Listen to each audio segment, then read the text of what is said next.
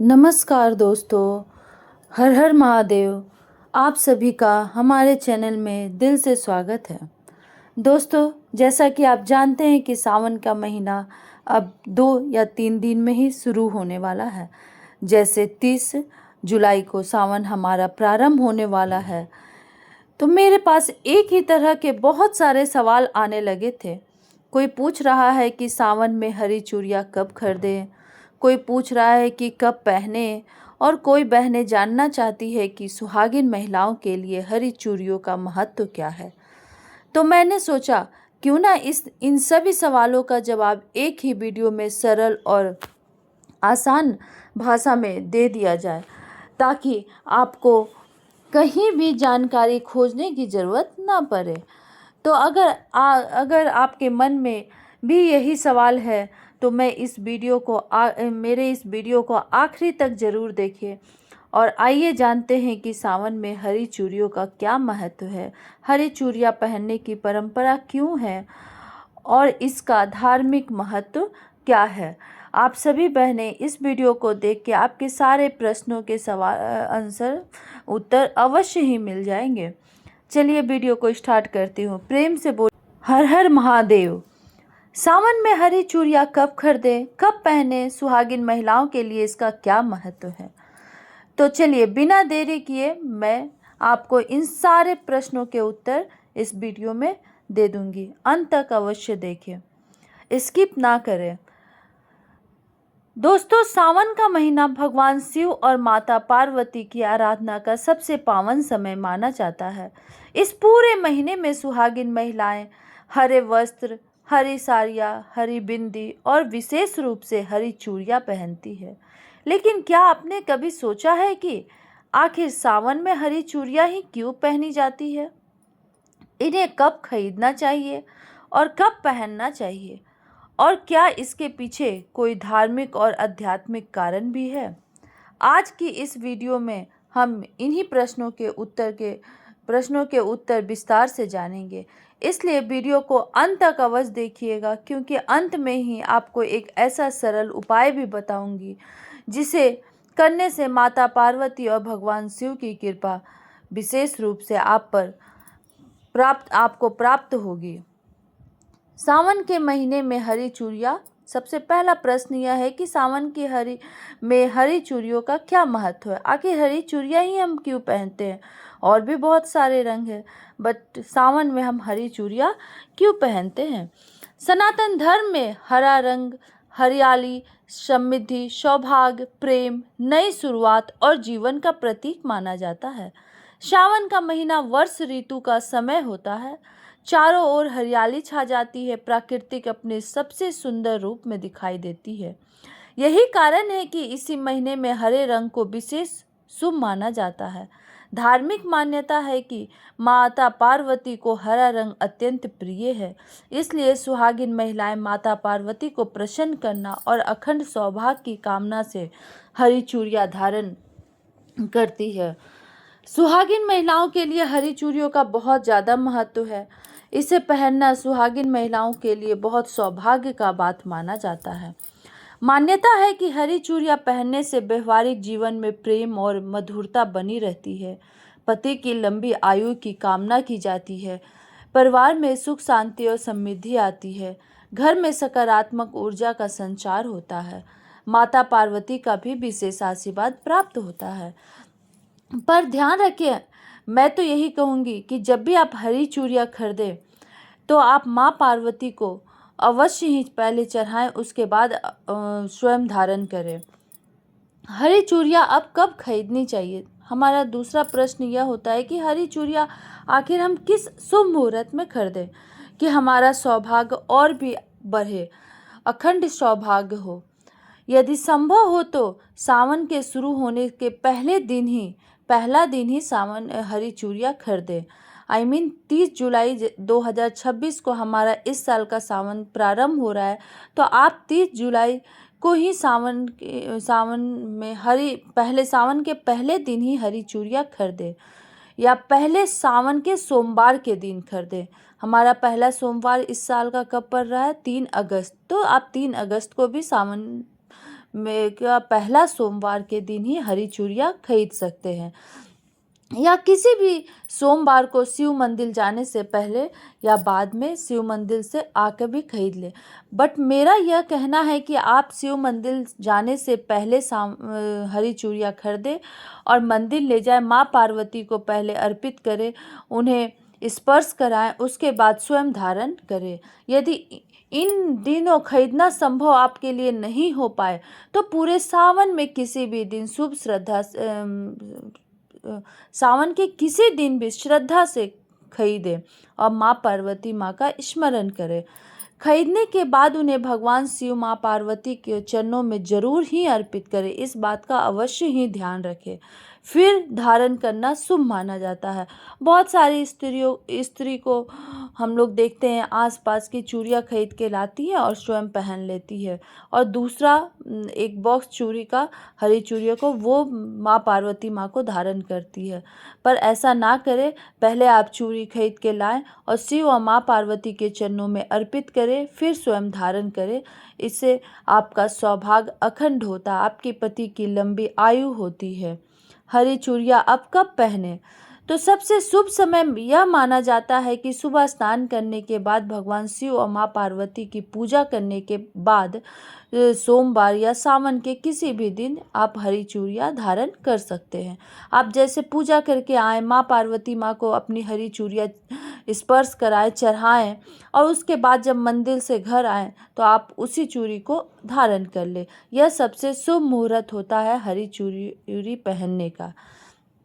अब एक बहुत कॉमन सा प्रश्न यह होता है, बहुत सारे मेरे भी आसपास या मेरे से भी बहुत सारी लड़कियां पूछी है कि क्या अविवाहित लड़कियों को हरी चूड़ियाँ पहननी चाहिए? तो हमारा धर्म कहता है बिल्कुल पहनना चाहिए। धार्मिक मान्यताओं के अनुसार अविवाहित कन्याएं भी सावन में हरी चूड़ियाँ या पहन सकती है। ऐसी मान्यता है कि इससे उन्हें योग जीवन साथी मिलने की कामना की जाती है और माता पार्वती का आशीर्वाद प्राप्त होता है।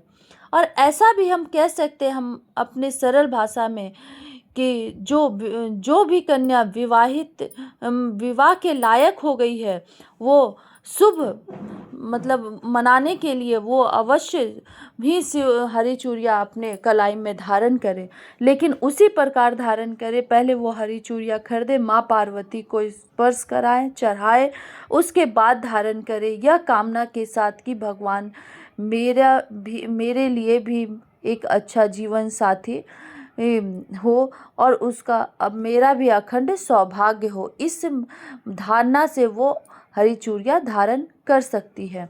यह बहुत शुभ होता है, इसलिए आपके भी आसपास कोई भी कुंवारी कन्या हो उसे अवश्य ही कहें कि आप हरी चूड़ियाँ इस सावन अवश्य पहने। अब कहते हैं कि पूजा में हरी चूड़ियों का क्या प्रयोग है? आखिर पूजा में हरी चूड़ियाँ ही क्यों चढ़ाते हैं? लाल भी है, पिंक भी है, ब्लू भी है, कोई भी चूड़ियाँ हो सकती है, पर हरी चूड़ियाँ क्यों चढ़ाते हैं, क्यों प्रयोग करते हैं सावन के समय ही? तो जैसे मैंने बताया कि सावन हरियाली का प्रतीक है, तो इसलिए हम हरी चूड़ियाँ खरीदते हैं, हरी चूड़ियाँ चढ़ाते हैं और हरी चूड़ियाँ ही पहनते हैं। कुछ स्थानों पर महिलाएं पूजा के समय नई हरी चूड़ियाँ माता पार्वती को अर्पित करती है और पूजा के बाद उन्हें स्वयं धारण कर लेती है। ऐसा करना सौभाग्य का प्रतीक माना जाता है और हरी चूड़ियाँ ही सावन में विशेष महत्व माना जाता है। अब एक प्रश्न आता है कि क्या हमें टूटी फूटी चूड़ियाँ भी पहननी चाहिए? मतलब कि अगर चूड़ी बीच से टूट गई हो, वो पता ना चलती हो और हमारे कलाई में है, तो क्या हमें उसे तुरंत उतार देना चाहिए या तोड़ देना चाहिए? तो यह भी एक बहुत कॉमन सा प्रश्न है। तो आइए इस पे जानते हैं। धार्मिक परंपराओं के अनुसार टूटी हुई चूड़ियाँ पहनना शुभ नहीं माना जाता है। आपको जैसे दिखे कि हमारी कलाई में ये चूड़ियाँ बढ़ गई है, टूटना भी नहीं कहते हैं, बढ़ना कहते हैं। अगर बढ़ गई है तो उसे अवश्य उतार दें। यदि चूड़ियाँ टूट जाए तो उन्हें सामान्य पूर्वक अलग रख दे और नई चूड़ियाँ धारण कर ले। केवल हरी चूड़ियाँ ही पहननी चाहिए? तो नहीं, ऐसा नहीं है। आप हरी चूड़ियों के साथ सुनहरी लाल या अन्य शुभ रंगों की चूड़ियाँ भी पहन सकते हैं, लेकिन सावन में हरे रंग का विशेष महत्व होने के कारण आप हरी चूड़ियाँ अवश्य शामिल करें। हरी चूड़ियों के साथ आप लाल, गोल्डन, सिल्वर या कोई भी अन्य कलर का भी चूड़ी मिलाकर उसमें पहन सकते हैं।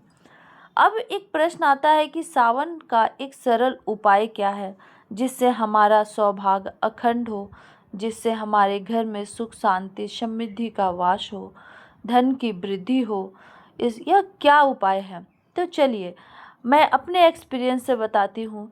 ठीक है, मैं इस उपाय को की हूँ। आप भी श्रद्धा पूर्वक अवश्य करें, आपको भी लाभ अवश्य प्राप्त होगा।